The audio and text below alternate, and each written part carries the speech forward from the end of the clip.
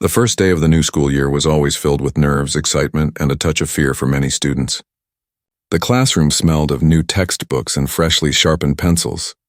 The sunlight cut through the windows and fell across the rows of desks where teenagers shuffled in, trying to find their place for another long year.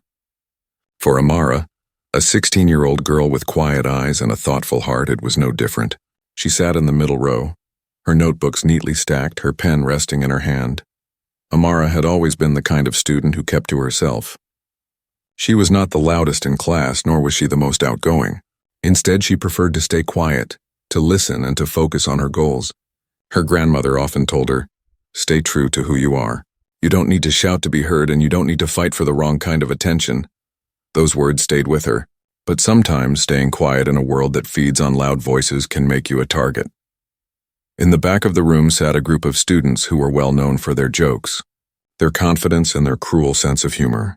They thrived on making others laugh at someone else's expense. To them, power was not about kindness, but about who they could embarrass the most. Amara had crossed their eyes before, not by doing anything wrong, but simply by being different, by standing out in her own quiet way.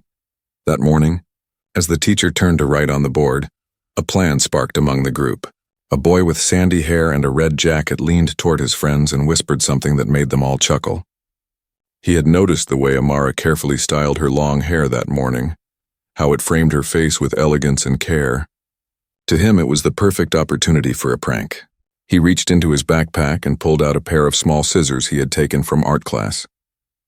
His friends snickered, their eyes lighting up with anticipation. Amara was focused on copying down the notes the teacher had written, unaware of what was about to happen. She did not see the boy creeping closer. She did not hear the muffled laughter from behind her.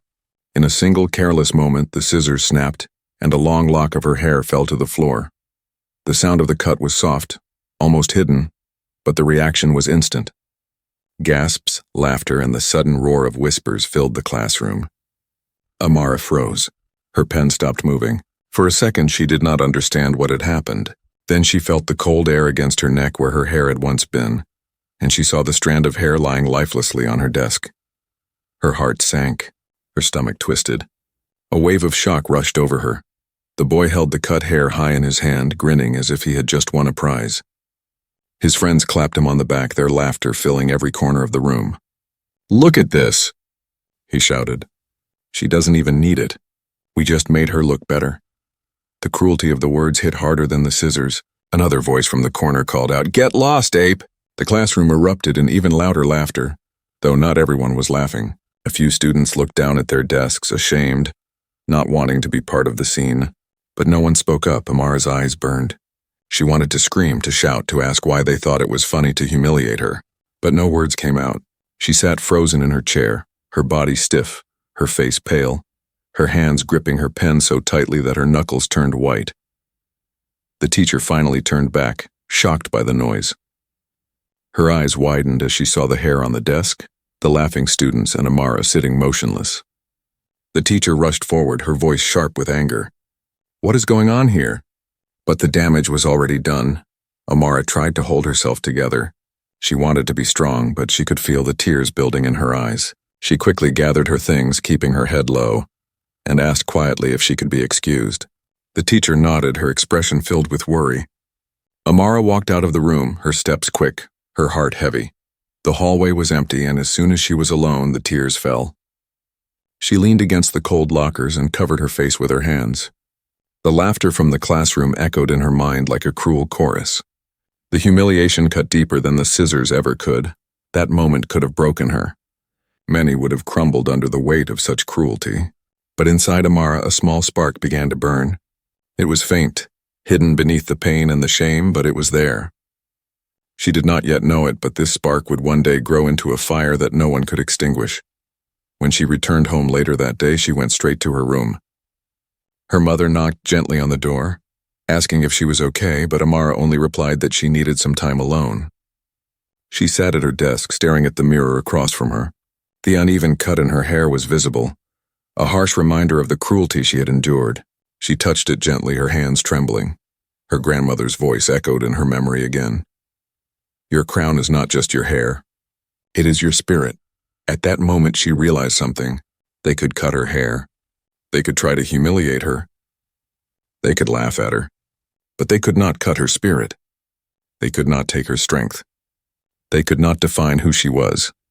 The pain of that day was real, and it would not vanish overnight. But from the deepest parts of her heart, Amara began to whisper to herself, "This is not the end of my story. This is the beginning." Amara stayed in her room that night with the lights off, staring at the ceiling. Her pillow was still damp from the tears she had shed, and the quiet hum of the house surrounded her. The rest of the world moved on as if nothing had happened, but for her, the memory of that cruel laughter was carved deep into her mind. She could still hear their voices, see their faces, and feel the scissors cutting not just her hair but a part of her pride. The humiliation was heavy, but somewhere in the middle of the pain, a question formed in her mind: what now? Would she let this be the moment that defined her, or would she find a way to turn it into something more? The next morning, she avoided looking at herself too closely in the mirror. She tied her hair back, covering the uneven strands as best as she could. When she walked downstairs, her mother was sitting at the kitchen table sipping coffee. Her mother looked at her daughter carefully, noticing the tired eyes, the forced calmness. She did not push Amara to talk, but instead gave her a gentle smile and said, "Remember, storms don't last forever." Amara nodded quietly and left for school, carrying those words with her. At school, whispers followed her down the hall. Some students looked at her with pity, others with curiosity, and a few still with cruel smirks. But Amara held her head as high as she could, forcing herself to walk with steady steps. She reminded herself again and again, they could laugh, but they could not decide who she was. Still, every time she heard someone giggle behind her, it felt like knives pressing into her chest. During lunch, she sat at the far end of the cafeteria, alone. She picked at her food but did not eat much. Her best friend from last year had moved to another school, and now she felt the weight of isolation even more. But as she sat there, something inside her began to shift. She thought back to the stories her grandmother used to tell her about strong women in their family. Women who worked through hardship, who refused to give up even when life seemed unfair. They had survived challenges far greater than cruel classmates. If they could endure, then so could she. That afternoon, when Amara came home, she went straight to the small drawer where she kept her grandmother's old journals.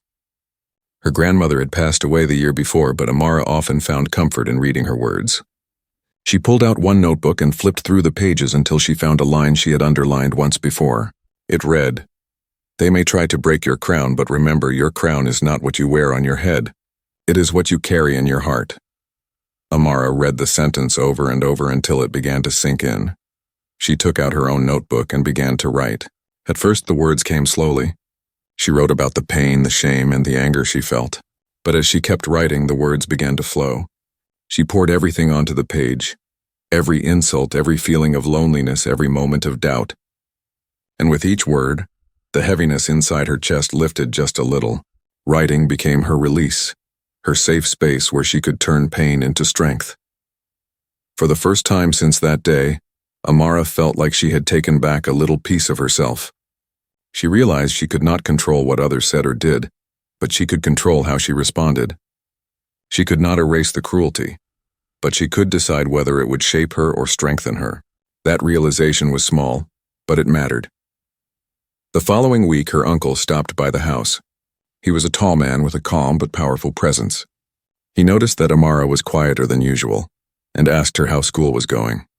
At first, she shrugged it off, but eventually she told him what had happened. He listened without interrupting, his face serious. When she finished, he leaned back and said, "You cannot stop people from being cruel, Amara, but you can learn how to stand tall, how to protect yourself, not just on the outside, but on the inside too.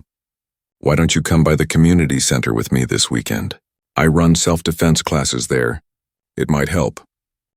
Amara hesitated. She was not the type of girl who liked fighting. She did not see herself as someone who could throw punches or block kicks.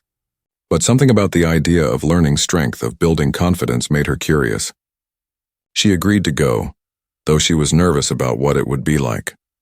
On Saturday, she walked into the gym at the community center. The smell of rubber mats and sweat filled the air. People of all ages were practicing different moves, some sparring, others learning stances. Her uncle greeted her with a smile and introduced her to a few of the girls around her age. At first she felt awkward, out of place. But as the class began, she realized it was not just about fighting. It was about posture, focus, and respect. It was about learning how to carry yourself so that no one could easily push you down. The first few lessons were tough. Amara stumbled, her movements were stiff, and she doubted herself. But her uncle encouraged her. "Every strong fighter you see started exactly where you are now," he told her. With time, she started to feel the difference. Her steps became firmer, her punches sharper, her confidence a little brighter. Each time she practiced, she released some of the pain she had been carrying since that day in class. Outside the gym, life at school was still hard. The bullies still whispered and laughed sometimes. But Amara began to notice something new. When she walked down the hall, she stood a little straighter. She looked people in the eye more often, and slowly she noticed that fewer students dared to mess with her. It was not because she had fought anyone, but because her presence was different. She no longer carried the same heaviness of shame. Instead, she carried a quiet strength that others could see, even if they did not understand it. At night, she continued to write in her journal. She wrote about her training, about the small victories she experienced, about the confidence she was slowly finding. She wrote letters to her grandmother, telling her how she was learning to be strong in ways she had never imagined. Those pages became her source of power, her reminder that she was not defined by one cruel moment but by the choices she made afterward. Weeks passed, and Amara found herself changing. She was still the same thoughtful girl who preferred listening over shouting. But now there was something new within her. She was no longer afraid of the laughter or the whispers. She began to believe that she was more than what others saw.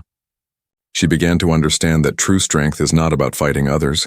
It is about fighting the voice inside that tells you to give up. One evening, as she closed her journal after writing, she whispered to herself, "They cut my hair, but they will never cut my spirit." The words felt strong, real, and true. For the first time in a long time, she smiled. Not because life was suddenly easy, but because she knew she was building the strength to face whatever came next. Amara did not yet realize how important this new strength would become.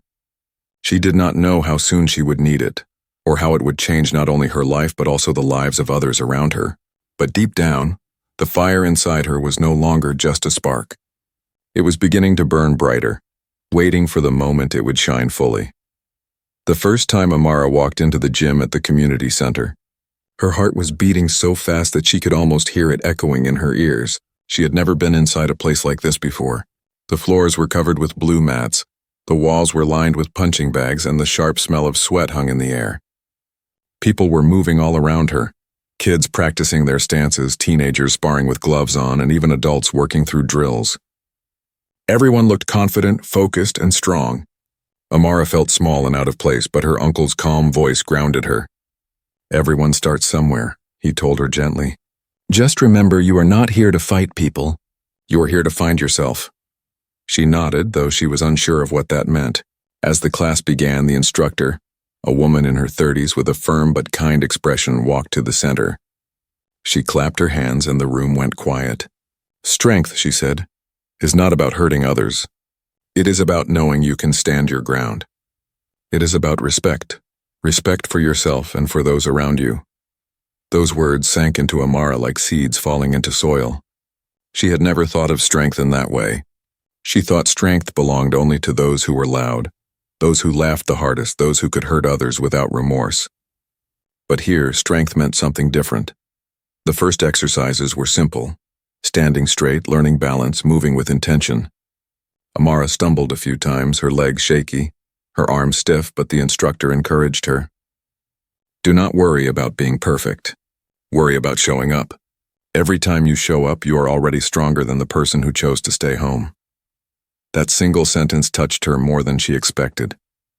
She realized that by simply being here, despite her fear, she was already beginning to change. As the weeks passed, the training grew harder. She learned how to throw punches properly, how to block, how to use her body in ways she had never considered before. At first, her arms ached, her legs burned, and her back felt sore. She wanted to quit more than once, but every time she thought about giving up, she remembered that classroom, the cruel laughter, the sting of humiliation when her hair had been cut. That memory, painful as it was, gave her fuel. Instead of letting it crush her, She used it to keep pushing forward. Her uncle trained with her sometimes, showing her techniques slowly, making sure she understood not just the moves, but the mindset. Confidence, he would say, is something people can see before you even speak. When you walk tall, when you look people in the eye, when you carry yourself with respect others notice, they may still try to test you, but they will not break you. Amara listened carefully. She realized that this training was not just about defending herself from bullies or strangers. It was about building a foundation inside her that no one could shake. Outside the gym, her life at school was still difficult. The bullies had not stopped completely. They whispered when she walked past, and sometimes they laughed under their breath. But slowly, something changed. Amara did not shrink anymore. She did not keep her eyes down or walk quickly to avoid attention. She began walking with purpose, her shoulders back, her chin slightly lifted. She was not trying to look tough. She was simply beginning to believe in herself. And when others noticed that belief, it made them pause. One afternoon in the cafeteria, one of the boys who had laughed the loudest the day her hair was cut tried to make a joke at her expense again. But when Amara turned and looked at him, her eyes steady, her face calm, he faltered. He expected her to shrink, to blush, to walk away. Instead, she just looked at him without fear. That small moment of silence was powerful. It made the boy uncomfortable, and instead of pressing further, he muttered something under his breath and looked away. For the first time, Amara realized she had not needed to raise her voice or lift her fist to win. She had won with her presence, with her quiet but undeniable strength. The training at the community center became her new routine. It was no longer something she did just to heal. It was something she did because it made her feel alive. The rhythm of her punches against the bag, the sound of her feet moving across the mat, the focus in her mind. All of it gave her a sense of control she had never felt before. She began to look forward to each class, not because she wanted to fight anyone, but because she wanted to keep discovering more about herself. She also began to connect with others in the class. There was a girl named Lila, younger than Amara, who struggled with confidence too. She reminded Amara of herself in many ways, shy, unsure, often keeping to the side. Amara started encouraging her, sharing the little lessons she had learned. "Do not be afraid of looking silly," she told her once after Lila had stumbled. "Everyone stumbles at first. What matters is that you get back up and try again." Lila smiled at her, and that smile gave Amara a feeling she had never experienced before. She realized that by lifting someone else, she was also lifting herself. At night, Amara continued to write in her journal. Her entries began to shift.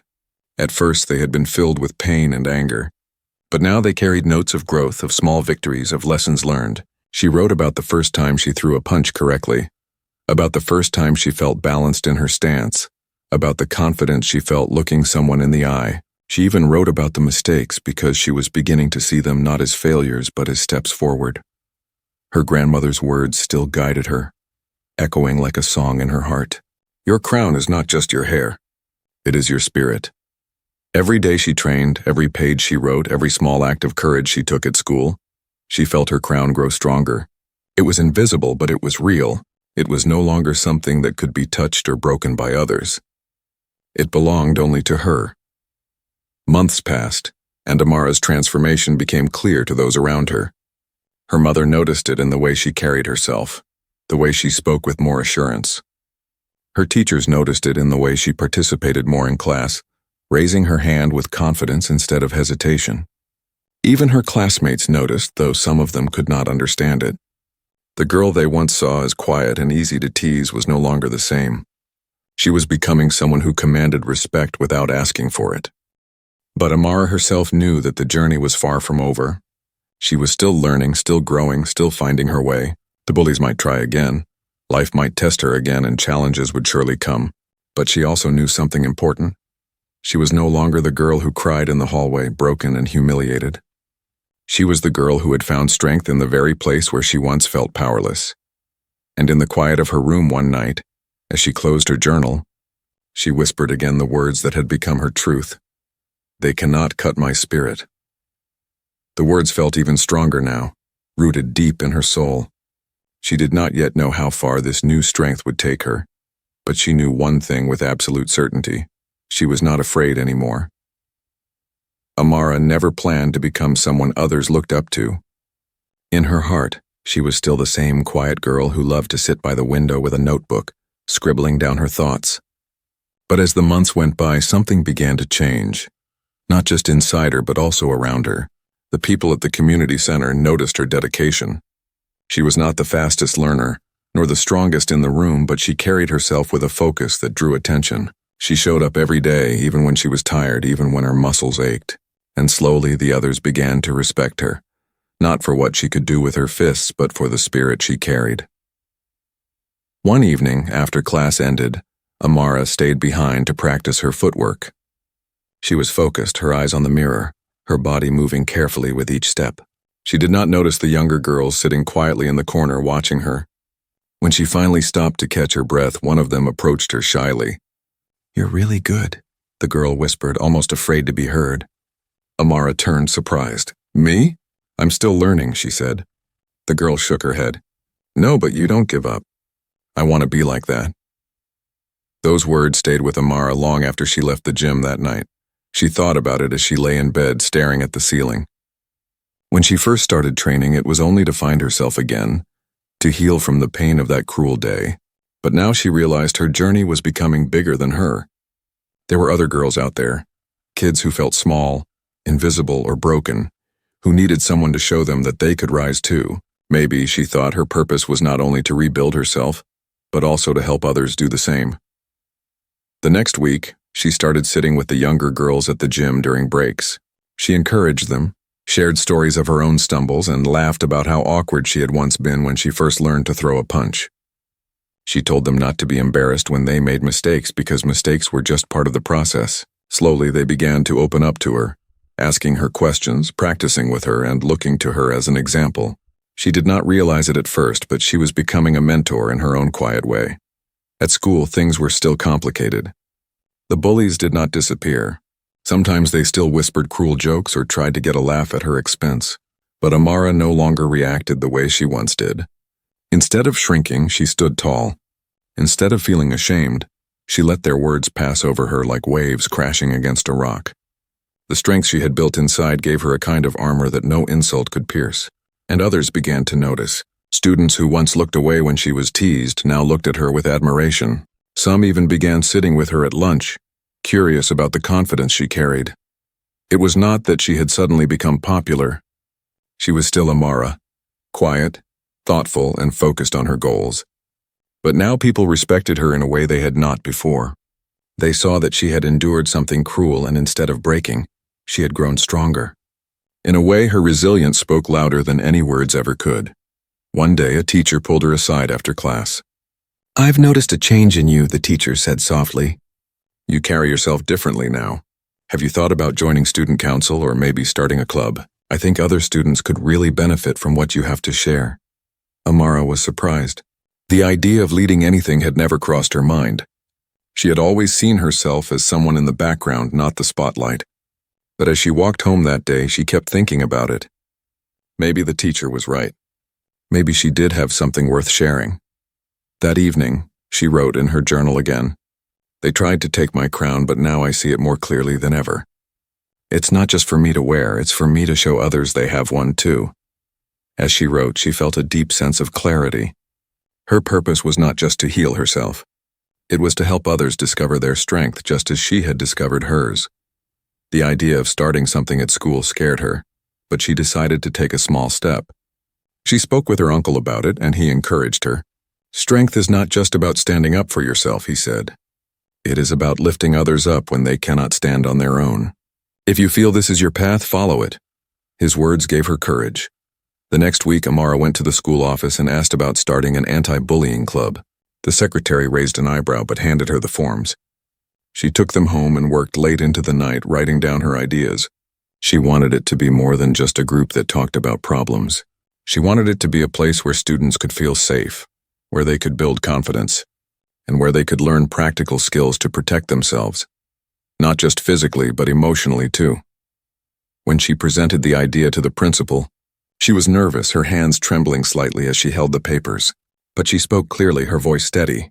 "I want to create a space where students who feel powerless can find their power again," she said. The principal listened carefully, nodding slowly. "This is ambitious," he admitted. But I believe you can do it. You've shown remarkable strength, Amara. Let's give it a try. The first meeting was small. Only a handful of students showed up, sitting in a circle in an empty classroom. But Amara welcomed them warmly, sharing her story honestly. She did not name names or focus on the cruelty she had faced. Instead, she talked about how she had felt broken and how she had slowly found her strength again. The students listened quietly, some nodding, some with tears in their eyes. One by one, they began to share their own stories. That room on that day became a safe space for the first time.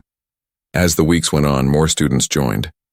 Word spread quickly that there was a place in the school where you could go and not feel judged, where you could be heard and encouraged. Amara guided the group with patience, never pretending to have all the answers, but always offering understanding. She taught them some of the lessons she had learned at the community center, about standing tall, about walking with confidence, about remembering that mistakes are not failures. The group began practicing small exercises together, breathing, posture, and even basic self-defense moves. Amara saw the change in them.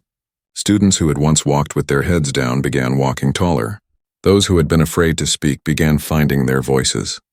It amazed her to see how quickly courage could spread when one person decided to light the way. And with every meeting, Amara herself grew stronger too. She was no longer just fighting for herself. She was fighting for everyone who had ever felt powerless. At night, when she sat with her journal, she felt proud, not because she wanted attention or recognition, but because she knew she was making a difference. She had turned the worst moment of her life into something meaningful, something that could help others heal too. And in doing so, she discovered a new purpose, one that gave her more strength than she had ever imagined. Amara's story was still unfolding, but already she had transformed pain into power, humiliation into hope. What the bullies thought would destroy her had become the very thing that made her unstoppable. And though she did not know what challenges lay ahead, she was ready. She was no longer just Amara, the girl they laughed at. She was Amara, the girl who turned her scars into strength and who helped others find their crowns too. The day it happened began like any other. The sun filtered through the windows of the school, and the halls buzzed with voices, footsteps, and laughter. Amara walked in calmly, her backpack slung over her shoulder, her notebook tucked carefully inside.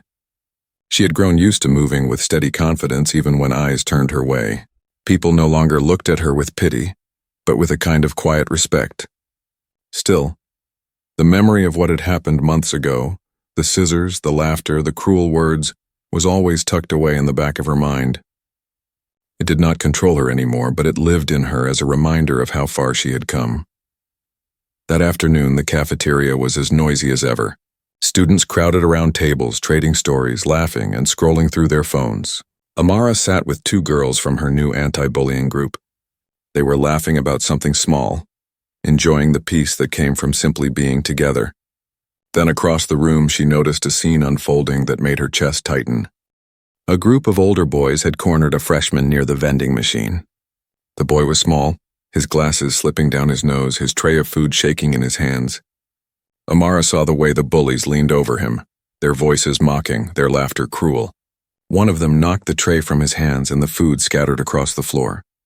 The cafeteria erupted with laughter, just as it had the day her own humiliation took place. For a moment, Amara froze. The memory of her own pain flashed before her eyes. She could almost feel the scissors again, almost hear the laughter echoing like thunder in her ears. But then deep inside her, something different rose up. She had promised herself that no one else would feel as alone as she had that day, not if she could help it. She stood up slowly, her chair scraping against the floor. The sound made a few heads turn, but Amara kept her eyes fixed on the scene across the room. She walked with calm, steady steps, her shoulders back, her presence strong. The crowd began to quiet as they noticed her moving forward. She did not raise her voice, did not shout, did not need to. Her presence alone carried weight. When she reached the group, she stopped just a few feet away. The bullies turned, surprised, their laughter fading. Amara looked at them calmly, her voice firm but even. "That's enough," she said. The cafeteria went silent. No one had ever spoken to these boys that way before. They were used to being feared, to their cruelty going unchallenged.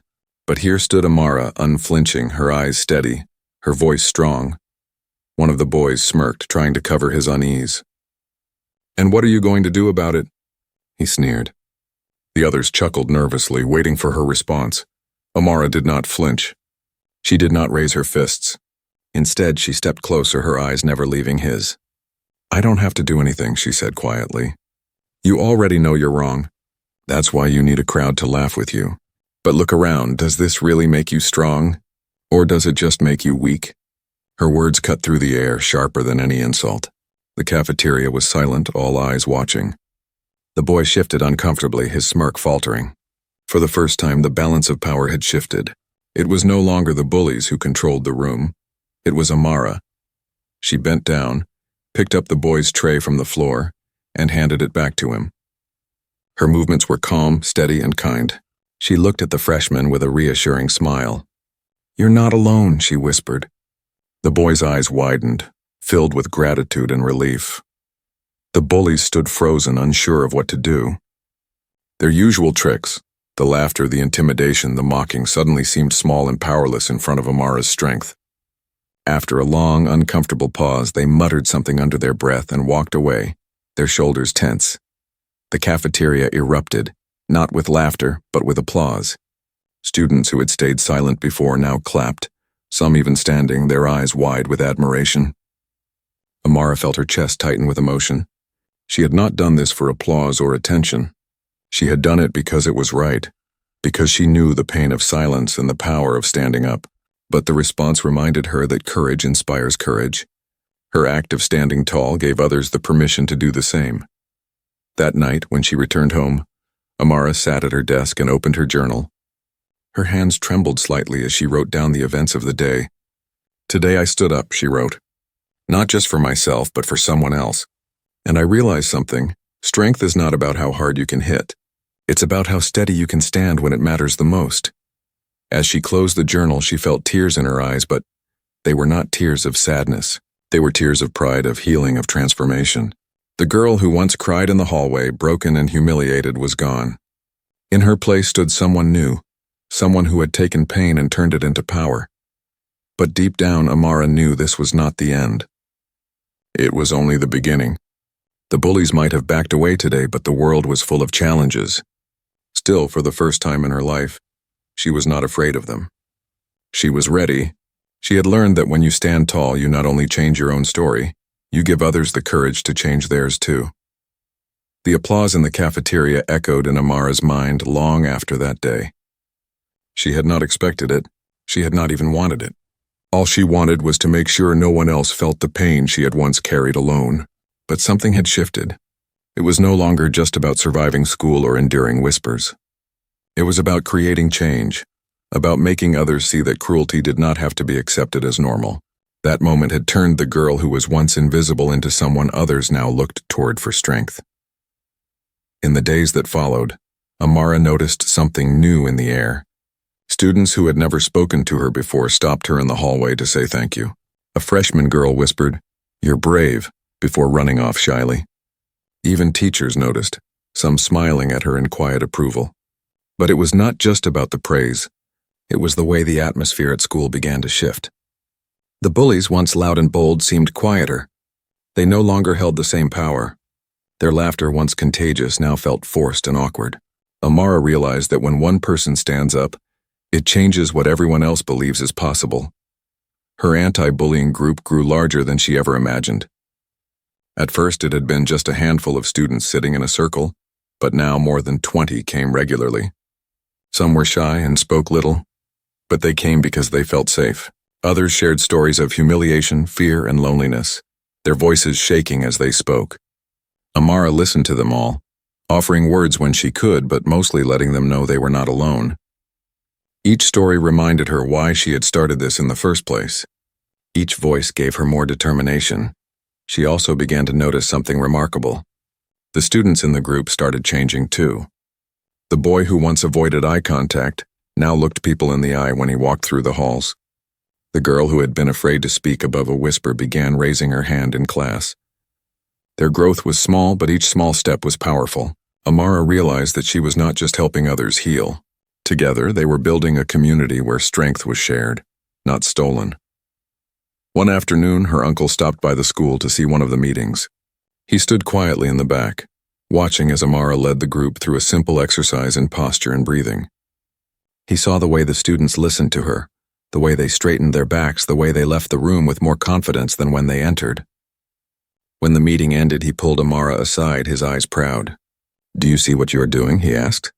She shrugged modestly, unsure of what to say. He placed a hand on her shoulder. "You are changing lives, Amara. You took the pain they gave you and turned it into something powerful. That is real strength." Those words filled her with warmth, but they also carried weight. She thought about them as she walked home. The setting sun painting the sky orange. Changing lives. The idea was almost overwhelming. She was just a girl, still figuring out who she was. But maybe that was the point. Maybe you did not have to be perfect or extraordinary to make a difference. Maybe you only had to care enough to act. Still, not everyone was happy with the change. Some of the bullies felt their power slipping away and grew bitter. One of them muttered as she passed, "You think you're a hero now?" His words carried resentment, but Amara did not let them stick. She had learned that cruelty often comes from fear. Fear of losing control, fear of being exposed, fear of change. She did not need to fight them with anger. Her calm confidence was enough. Weeks later, the principal called her into his office. She walked in nervously, unsure if something was wrong, but his expression was warm. "Amara," he said, "I want to thank you. The environment in this school has improved. Students are more supportive, more willing to speak up.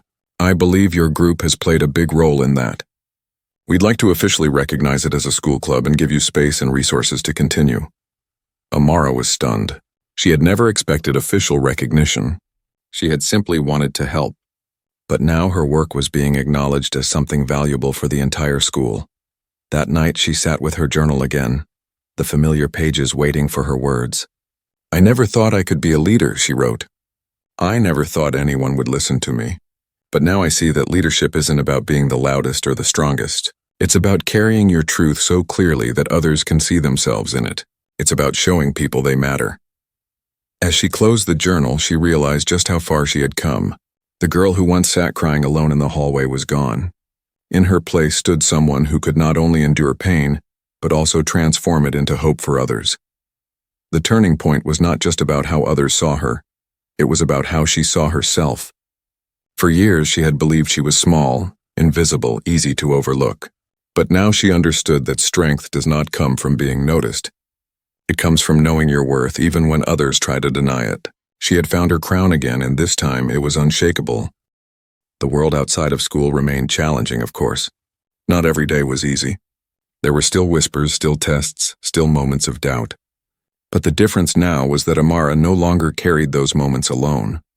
She had her group, her community, her purpose, and she had herself, stronger, steadier, braver than she had ever imagined. As she walked through the halls one morning, she saw the freshman she had stood up for weeks before. He was laughing with friends, his shoulders relaxed, his eyes brighter. When he saw her, he waved shyly, gratitude still lingering in his expression.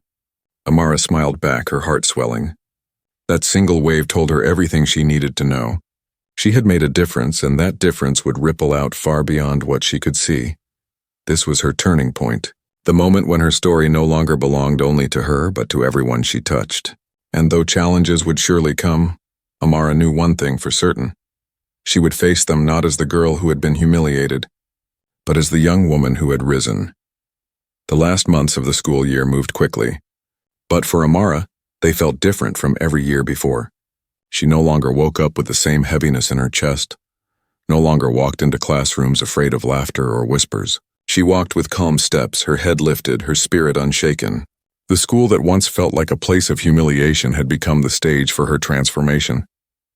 She had not only changed her own story, she had begun to change the story of others around her too. Her group was now the biggest club in the school. Students from all grades came, some out of curiosity, others because they needed a safe space, and many because they wanted to be part of something that felt real. At each meeting, Amara reminded them of the same truth. Strength was not about hurting others, but about carrying yourself with dignity, about refusing to let cruelty steal your spirit. The students listened, practiced, shared, and slowly grew into their own voices. What began as a circle of silence had become a circle of courage. One afternoon, the principal invited Amara to speak at an assembly. When she first heard the request, her heart almost stopped. The idea of standing on a stage in front of hundreds of students made her stomach twist. She had always been quiet, always someone who preferred the background, but she thought about her grandmother's words, about the boy at the vending machine, about the girls who now smiled with confidence because of the group. She realized it was not about whether she was ready. It was about whether the message was too important to keep inside. The day of the assembly arrived. The gym was packed, students filling every bench, teachers standing along the sides. The noise was loud, but when the principal introduced her and Amara walked onto the stage, the room quieted. She stood at the microphone, her hands shaking slightly, her breath quick. For a moment she wanted to run. Then she looked out at the sea of faces, some curious, some skeptical, many waiting. She remembered the day she had been humiliated, the sound of laughter in that same building, and suddenly she found her strength. Her voice was soft at first, but it grew stronger with each word. She told them about how it felt to be mocked, how it felt to lose something so personal in front of everyone, and how it nearly broke her. She told them about the pain, but she did not stop there. She told them about the spark, about finding her way to the community center, about discovering strength she never knew she had. She spoke of the group, of students supporting one another, of the power of choosing kindness over cruelty. You might think it is easier to laugh at someone, she said, her eyes scanning the crowd, but the truth is, it takes more courage to stand with them, and when you stand with someone, you are not just helping them. You are helping yourself, because strength grows when it is shared. The gym was silent. For the first time, Amara felt that silence was not empty.